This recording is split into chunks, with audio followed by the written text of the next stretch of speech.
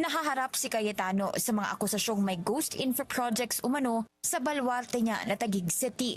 Pero muli niyang iginiit ang due diligence ng kanyang kampo. Nire-review at dinodouble check daw nila ang mga ito. At sa kanilang paunang pagsusuri, wala pa raw silang nakikitang ghost projects sa Taguig. Yung mga nakita namin may problema, we reported it earlier. That's why no less than the top DPWH officials from the regional to the national level have inspected some of the projects na may problema at hindi kami nagkulang na magsabing eto mali ang pagkagawa, eto bakit ganito, eto ang tagal-tagal na.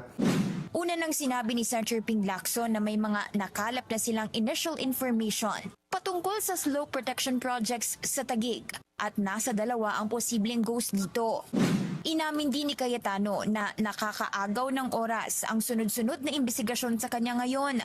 Kabilang dito ang mga issue sa umano'y obstruction of justice nang makataka si Senator Bato de la Rosa sa Senate custody noong Mayo. Ang investigasyon sa Senate shooting noong May 13 kung saan siya pa ang Senate President. Ang umano'y iniimbestigahan ng NBI na SEA Games anomaly nung siya ang chair ng organizing body nito noong 2019 at ang mga paratang sa Taguig projects.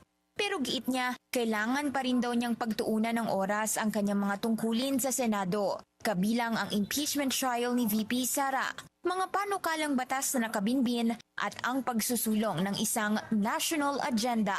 Para sa Politico Nightly, Hannah Tia, Billionario News Channel.